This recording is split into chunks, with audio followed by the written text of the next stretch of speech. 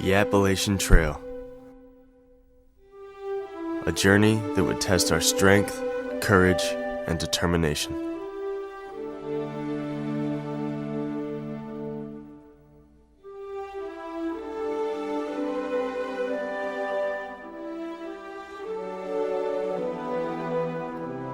The planning and preparation was over before we knew it, and the time had come for our adventure to begin.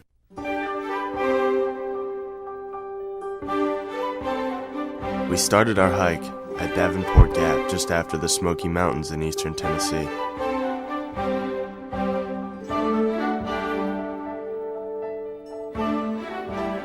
The first few miles of our hike were harder than we had anticipated, and soon after it began to get dark, so we found a good spot and set up our first camp.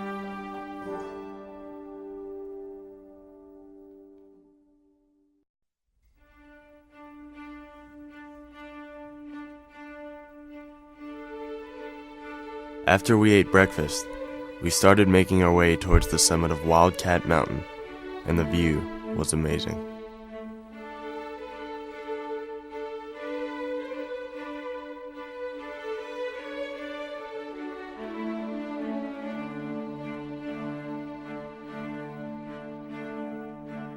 We kept hiking for several hours and never came across any water.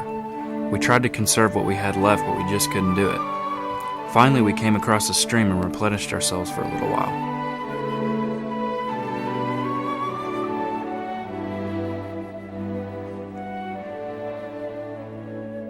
We hiked further and reached the summit of Max Patch Mountain, and the view was even more spectacular.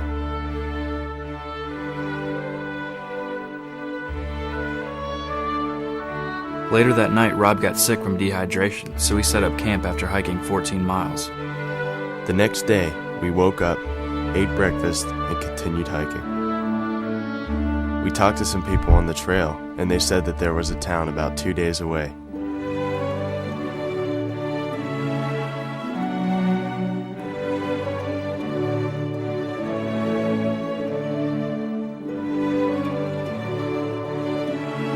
After hiking another 14 miles and enjoying a beautiful sunset, we started to wonder if the town ahead might have any double bacon cheeseburgers with french fries and ketchup. And then, Hot Springs, North Carolina was only a few more miles away.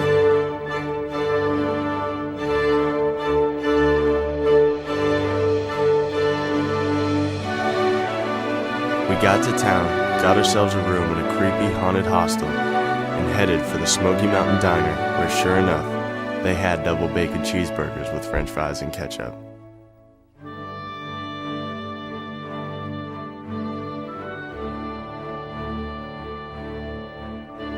While we were there, we decided to visit the actual hot springs to give our bodies a break.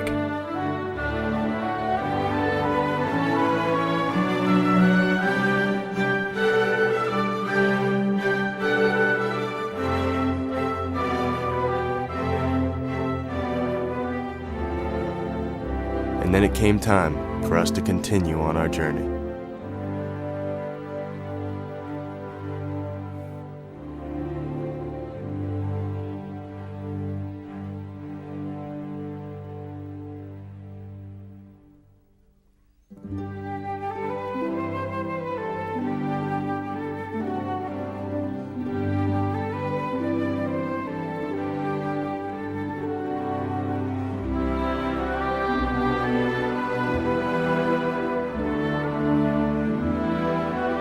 The ascent of Lookout Mountain was one of the toughest and seemed to last forever, but the struggle was well worth it once we reached the top.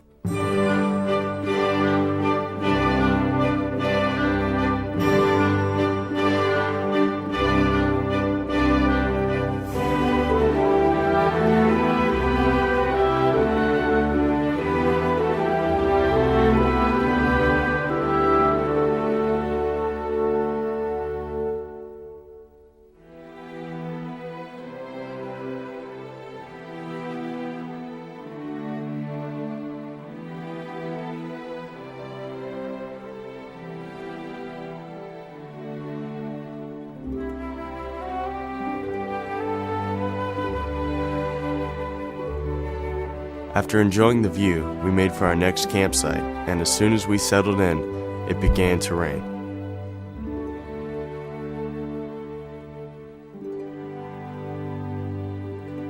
We managed to keep our gear dry, and then we started our 6th day.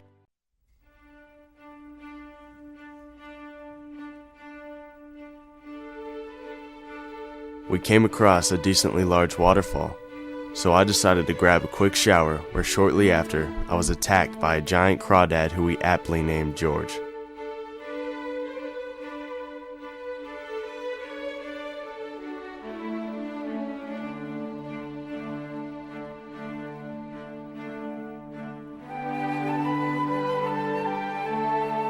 Later we saw 3 middle-aged men who we had met earlier, trying to hitchhike to a town that was another 3 miles out of the way. As badly as we wanted another good meal, Rob and I decided to keep going. Then we set up camp, now only 2 full days away from the finish line. It started to rain again, but this time we decided to set up our tarp, and soon after we had invited several other hikers under our tarp to stay dry.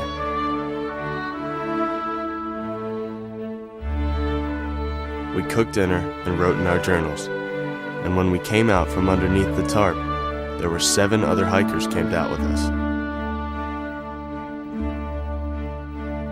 The next morning we woke up soaking wet in a puddle of rain. The temperature had dropped radically, and now the winds were blowing strong. We got our gear together and started to hike through mud, rain, sleet, 50-mile-per-hour winds, and 35-degree weather. We had the gear we needed, but it was literally impossible to stay dry. And at one point we ended up jogging just to stay warm. We ended up hiking 14 miles through the storm, and then we came to a shelter. Only 5.7 miles to the finish line. We couldn't camp out. All of our gear was soaking wet because of the rain, and the temperature was supposed to keep dropping. We gathered our strength, gave away the last of our food, and headed for town. As soon as we saw it, the sun came out from behind the storm. It shined down on us and the town ahead. At that moment, we knew God was watching, and He bathed our hearts in His delight.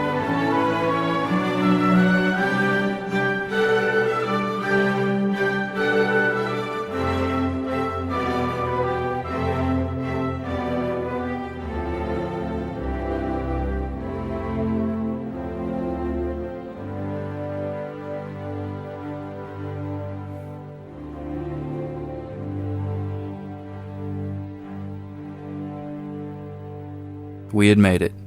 We hiked over 100 miles on the Appalachian Trail.